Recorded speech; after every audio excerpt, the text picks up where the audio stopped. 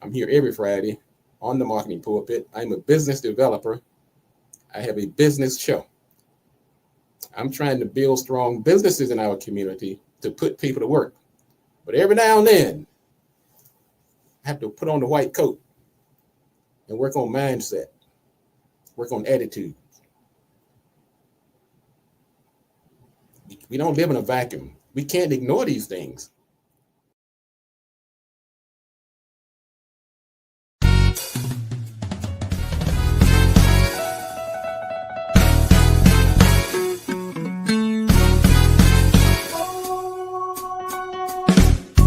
Welcome to the Marketing Pulpit Show, and I am Robert Gatewood, your host. We are here every Friday at 10:30 a.m. bringing you the good marketing gospel. We're not saving souls, we're saving businesses, saving jobs, saving our community. Now, if I happen to save a soul along the way, don't hold that against me. We'll just call that icing on the cake. Now, the mission at Marketing Pulpit Show is to build strong businesses in our community so that we can put our people to work. And we do that with business development, job creation, and service. So if you ever find yourself in a business crossroads and not sure which way to turn, just turn on the Marketing Pulpit Show because we're on a mission. The show is broadcast live from the illustrious Radio 1 studio. Welcome to the Marketing Pulpit Show. I'm Robert Gatewood, your host, and we're here every Friday, 10:30 a.m., bringing you the good marketing gospel. Except the news had a little glitch there, but we're back. We're talking about counting our blessings. We're talking about count your blessings and not your worries. And we all got worries. Sometimes we got health issues, we got money issues, we have family issues, we got business issues. You could count all day long. But why even bother? Why even try to sit there and dwell on that when you have so many things to be thankful for that you can dwell on instead? So when I say Thanksgiving, I know sometimes the first thing we think about is good old turkey and dressing. Mm-mm. Okay, maybe not turkey and dressing, maybe pie. Hey, look, all of that's wrong. What you should think about is gratitude. Thanksgiving is a term that means expression of gratitude. Now, of course, it's applied to the holiday for the reasons that we've been taught in high school, grade school, which is, many things we learn in high school is not really the way things happen. So if you want to celebrate Thanksgiving the original way, you go to somebody's house, fill up on their food, then steal their land. But we're not going to get political today. We're going to talk about counting your blessings. Now, I'm going to put it this way. I saw this quote today, and it really sums it up. Let me read this for you. As somebody put it, gratitude unlocks the fullness of life.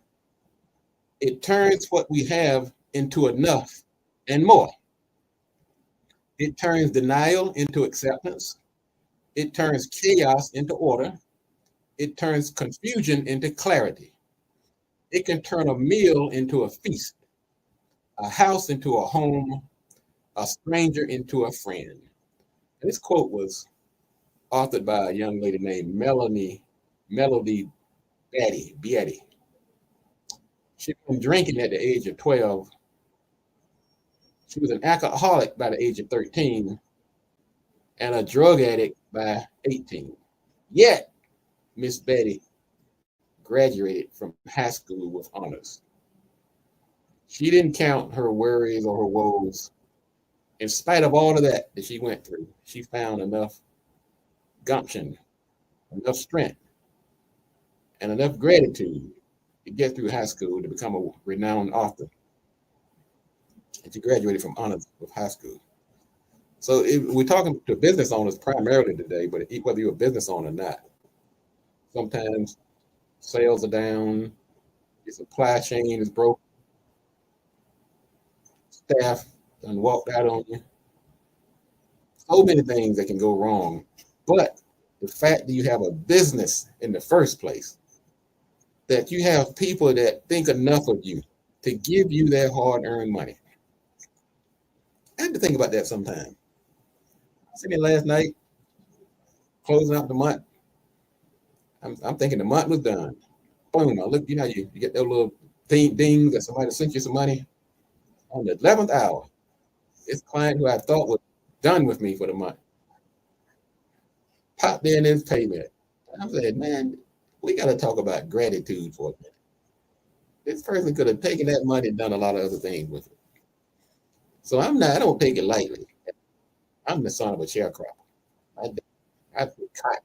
These hands have picked cotton in cotton fields. His hands have been a shoe shine boy. This young man in front of you has had 13 siblings. We've slept in a house with 10 people, 2 to a bed, 6 to a room. I am grateful and I don't take anything for granted. So why should you count your blessings as a business owner? Well, one thing, it improves your overall well-being, your mental health, and it can boost your physical health as well. You relieve yourself of a lot of stress. This positive attitude, it spreads like a wildfire. Therefore, it leads to increased productivity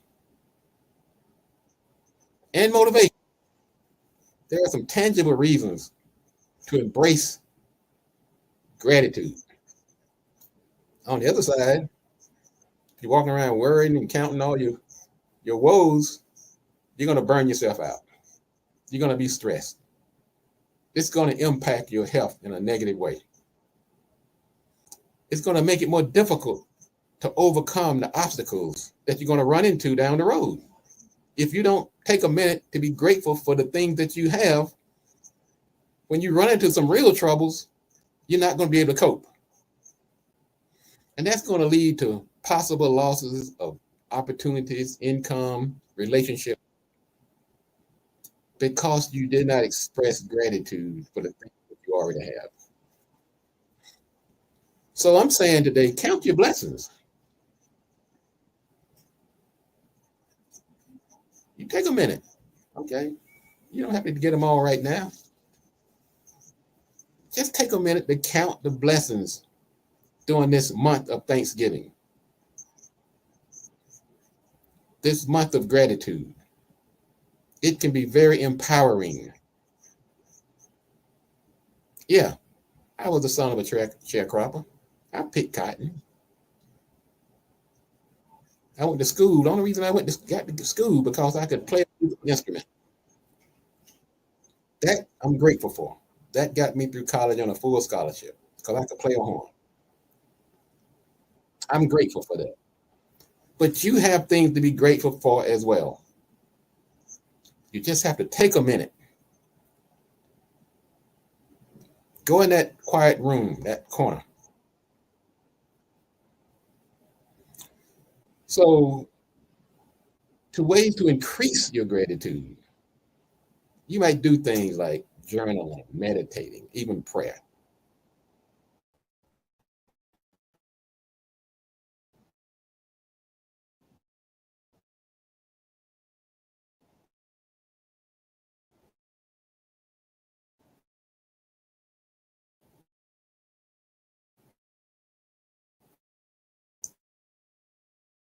Express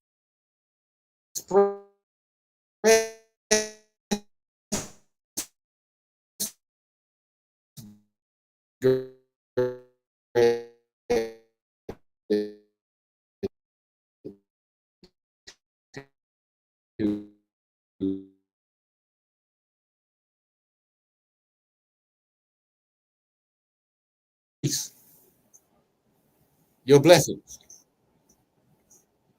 You acknowledge the blessings, and they will be more bountiful. If you focus on your worries, you're going to get more problems. That's a law of the universe. You're going to get more of the things you focus on. So if you focus on blessings, you get more blessings. If you focus on your worries and your problems and your woes, you're going to get those. So the next time you feel yourself being overwhelmed, pessimistic, feel like things aren't going your way, everybody is doing well except you, everybody seems to be healthier than you, wealthier than you, has more opportunities than you. Just remember, there are a lot of people that are doing a lot worse than you. This much I know. I don't have to know your story. So by being thankful, it turns what we have into enough. Talking about that tortoise in the hare. When I was in the first grade, I don't know what grade I was in, but there was a parable about this rabbit and this turtle was in a race, or they call it the tortoise and the hare. Well, when the race took off, that rabbit was running circles around that turtle. Poor turtle just togging along. That rabbit is running up and down, cutting flips and cartwheels and taunting the turtle. Well, the race went on. The rabbit started to lose focus. He ran out of steam. He was distracted, and the old turtle went across the finish line and actually won the race. Brings up another saying about the fight does not go to necessarily to the strong, nor the race to the swift, but to those who endure until the end. This is so rich when it comes to being a business owner.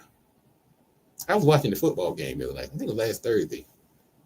Pittsburgh, Mike Thompson, the coach. And he is what I call the embodiment of what I'm preaching today. This guy's consistent. He is consistent. I mean, if consistent was a person, he's it. He perseveres. He sticks with the plan. And I don't think he's had a losing season since he's been with the team. So why am I talking about this today? Well, there's a couple of things I'm talking about today. One, I think sometimes we give too much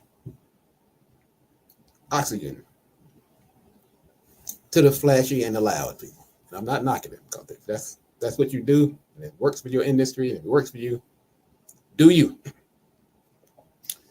But sometimes some of that comes with short-term gains, and it seems like the loud and people who are gathering all this attention are doing all the winning, and that their way is the only way. Sometimes that's the way you feel it because that's what you see. And social media has exacerbated this. We see it in front of us all day long. And some of us who are not loud and flashy try to emulate or to be like them because we figure that's where the action is. And then we try it and it doesn't work for us. Now we get discouraged and think that business ownership maybe is not for me because I tried to do it like the winners are doing it. Then if your personality doesn't fit that mold, you shouldn't be trying to be like somebody else. And you should embrace your quiet persistence because I'm here today to let you know that works too. That old story about the tortoise and the hare, it resonates every day throughout the business world. Now, what's the advantages of being a low-key, persistent person? You've seen those people. They don't talk a lot. They seem to always have their head down working on something. They're not out at all the events. They're not at all the parties. You rarely see them on social media. And when you do see them, they're probably because somebody else dragged them over there. Well, the first advantage is it's going to increase your chance of success. I'm just going to tell it like it is. Because these folks who are low-key and persistent, they have a sense of resiliency. They don't let things turn them around and make them change their direction. They have a dogged determination, and they just stick to it. I remember when I was first time I got into the franchise consulting business.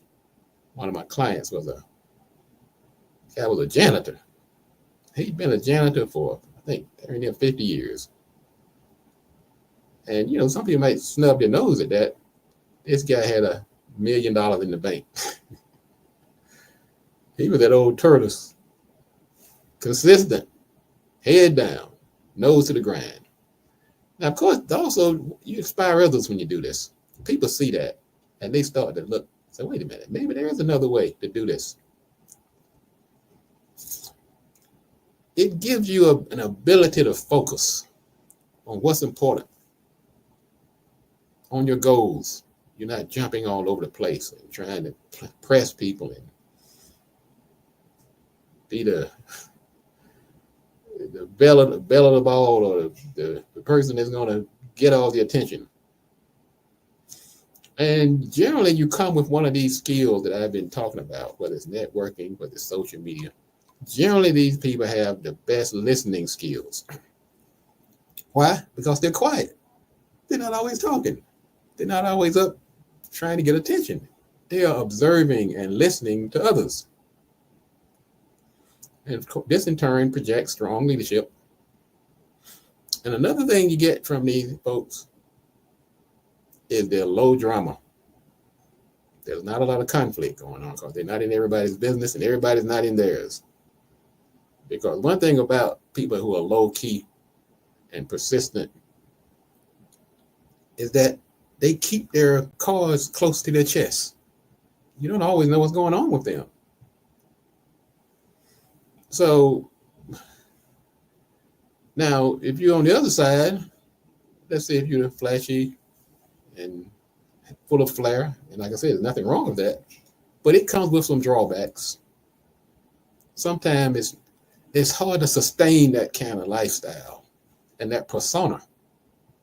It becomes like more work than the work itself. And sometimes it can drain on your long-term goals because your focus sometimes shifts away from your goals for business, and you start putting too much emphasis on maintaining this image. Sometimes it can cause you to have lack of depth. You're not as deep as you could be or should be.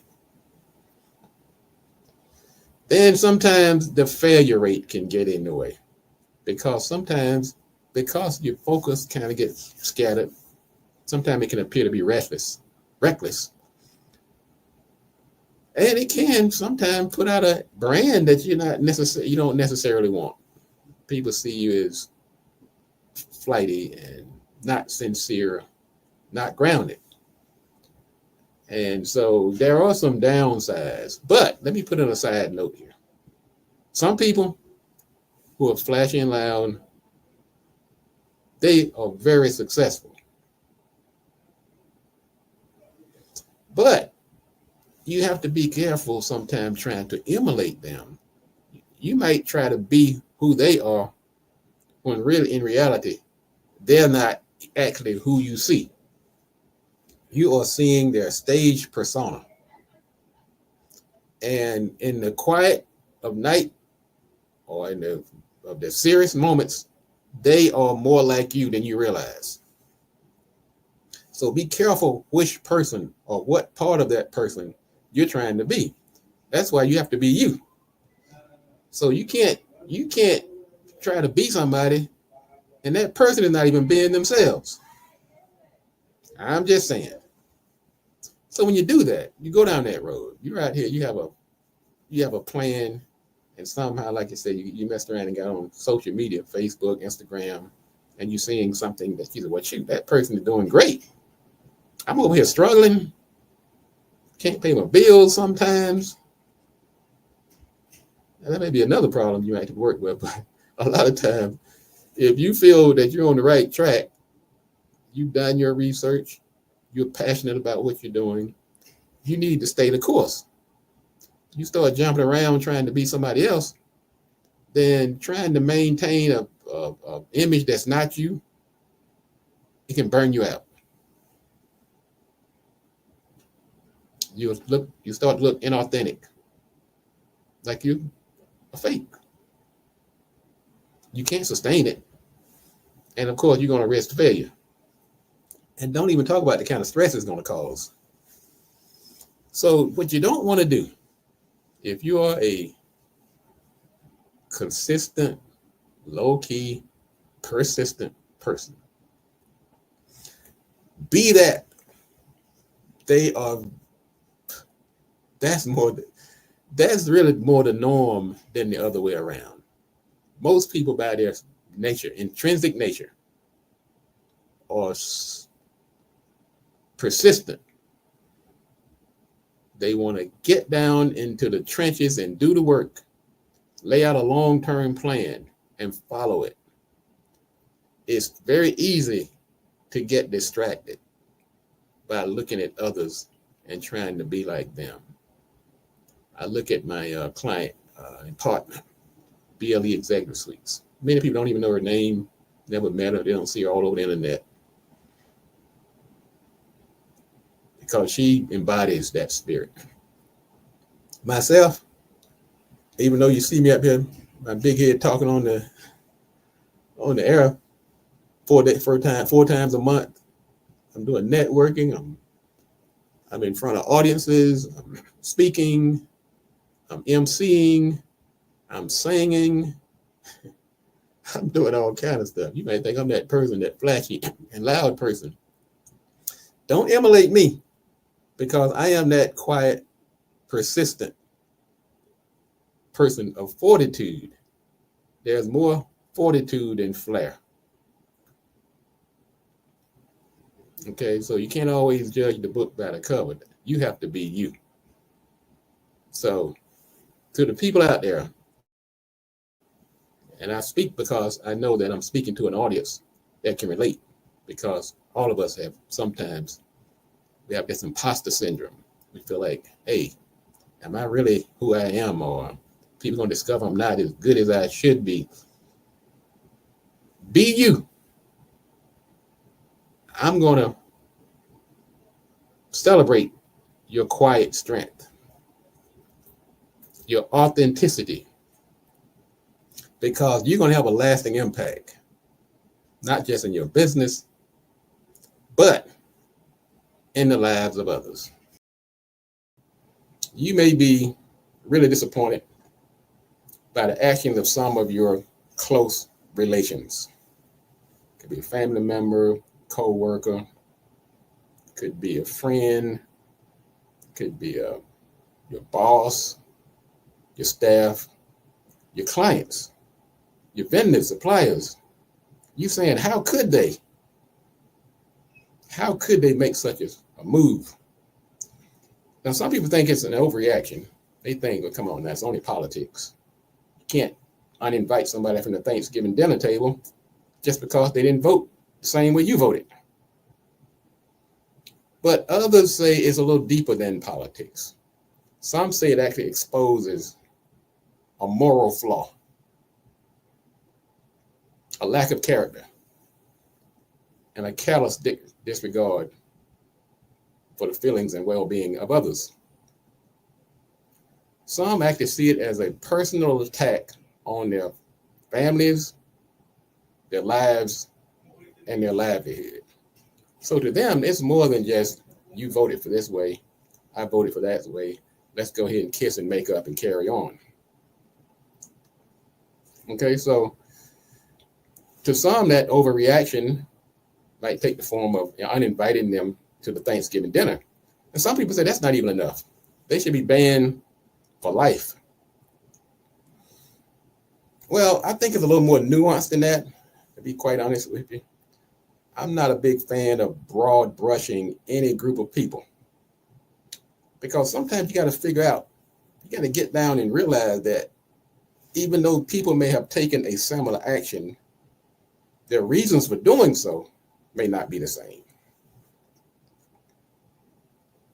So I'm going to help you out here today. I'm going to put on my counselor cap. I'm going to help you get through this. Because I know some of you haven't gotten out of bed yet. You're looking side-eyed at your family members and co-workers. You're scratching people's name off the Thanksgiving dinner list. let me help you get through this, because I'm going to break down the various relationships into categories and provide some Thanksgiving dinner some recommendations for each group. So you may discover that you don't have to uninvite everybody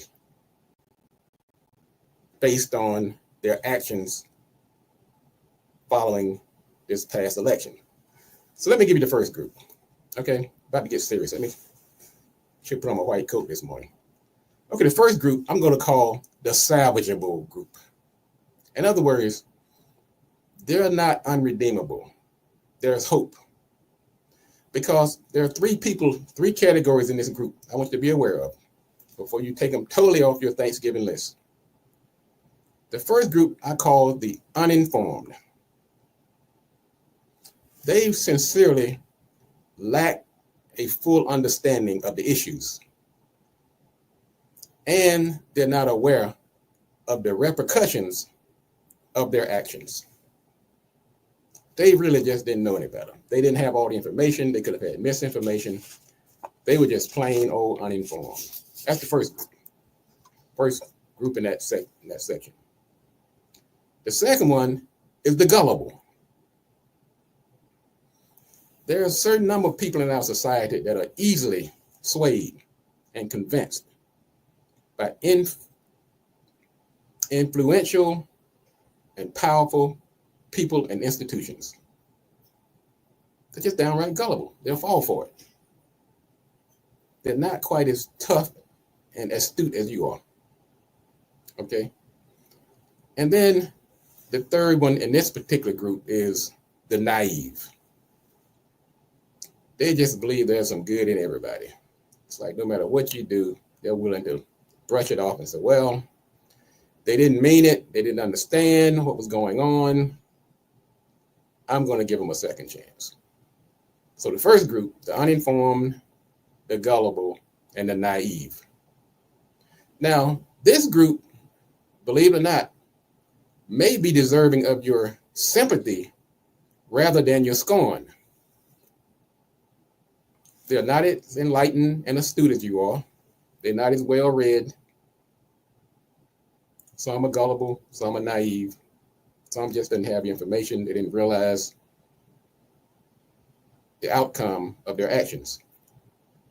So, and many of them are already feeling buyer's remorse. They're getting the information after the fact. They're hearing the news stories. They're seeing some of the actions that have already taken place, and they wish they could do a do-over. That doesn't excuse them, but if they have repented and seem sincere, I'm going to give you permission to re-invite them to your Thanksgiving dinner. I know you scratched them off.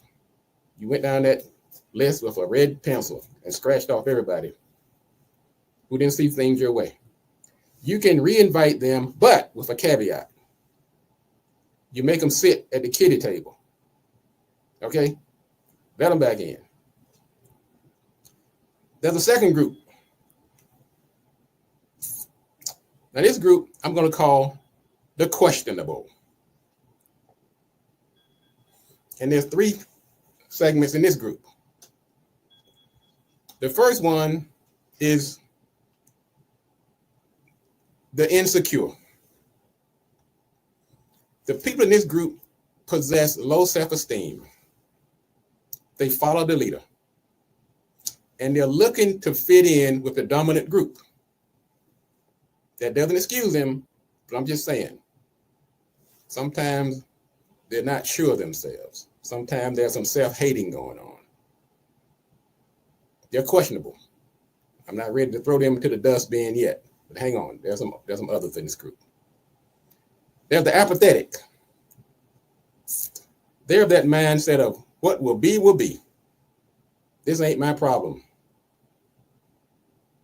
And they did not exercise their rights or the power that they have. They don't realize they have the ability to affect change.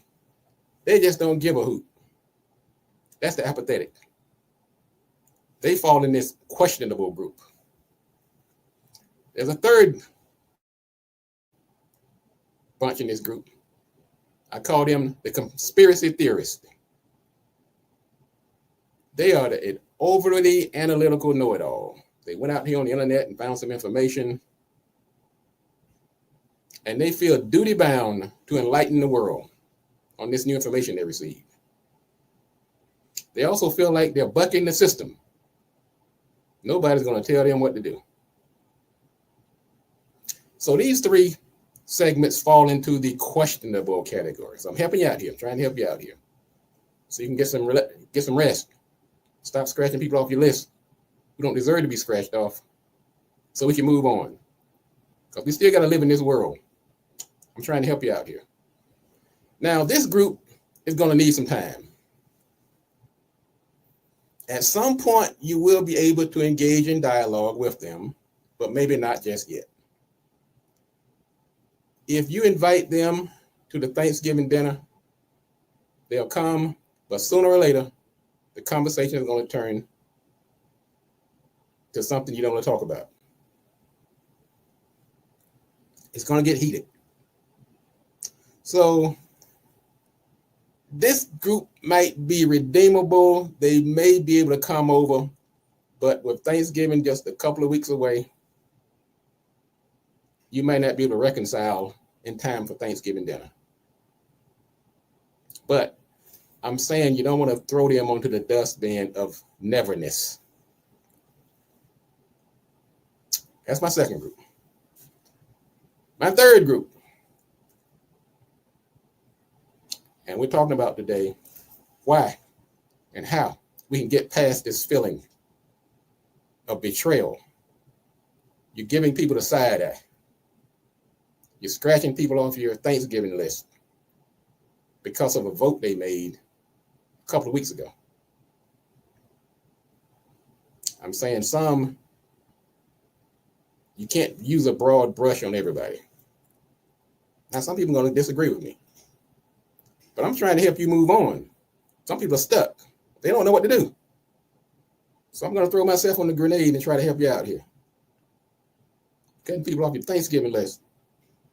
Some people are being denied turkey and dressing. That's a serious matter. Anyway, let me get to my third group. The third group is the intractable. This is a tough group here. I know this group. I have at least one in my family. Now, in the intractable, we have two categories. The one I'm going to call the zealot. This person is a fanatical devotee to a doctrine, a party, religion, or other. And they would demonize, just downright demonize anyone who disagrees with them. There is no middle ground. These are some very difficult people. Also in this group, I launched in this group, I was trying to decide if this person belonged in this group or the questionable group, but I went ahead and put them in this intractable group. And this is the self-absorbed, concerned only about their own welfare, their own prosperity, their own financial gain, even though they realize that their actions is harming others. They just don't give a hoot. If they make a few extra bucks, as long as it doesn't affect them, even if they know that it's hurting other people. I put them in this last group called the intractable. For better or worse, this group is unredeemable. Whether they are right or wrong in their beliefs, their dogmatic intransigence makes them unsuitable guests for your Thanksgiving dinner. It's just not going to happen. You're going to do yourself a favor by leaving them off the list. Now, I was trying to give some grace and saying everybody doesn't need to be scratched off your list. But this bunch, you might take a magic marker. Well, let me close with this. And I know some people saying, Gatewood, who died and made you king? Nobody. I'm just here to help today, okay? Am I a therapist? Well, I am a counselor. I don't talk about it, but I do have a certificate in my wallet. So I'm trying to help us get through this. And we can't paint everybody with a broad brush. It's just not fair to them, and it's not fair to you. You may be experiencing a cognitive dissonance. You may be ambivalent. You're simultaneously attracted and repulsed at the same time by some people in your life. I'm trying to help you get through this. Some people you shouldn't discard. They may have been conned. They may have had misinformation. They could be naive. They're just not as sharp or well read as you are. Some people, they're trying to fit in. Some are just apathetic. Something happened in their life where they don't give a hoot about anything. And some are really think they're trying to help you and the community, but they don't have the right information, or they're going about it the wrong way. And then we have those who are just downright unredeemable. They're going to come to that Thanksgiving dinner trying to convince you that you made a mistake, that you're on the wrong track. And you don't need that when you're trying to eat some delicious turkey and dressing. I know I don't. So I'm going to close with this. Even the most unreformable people can change. Now, unfortunately, sometimes it takes some type of near-death experience or some type of catastrophic loss in order for them to change. And I don't wish that on anybody. You are what you are. They are who they are. But you don't have to eat Thanksgiving dinner with them. What you might do, though, if those people that I listened in that last group, the intractable, if they're important to you and it's keeping you awake nights because you say, I really did like that person. We have a history. Their children go to school with my children. We work their cubicle is next to mine. That's my cousin.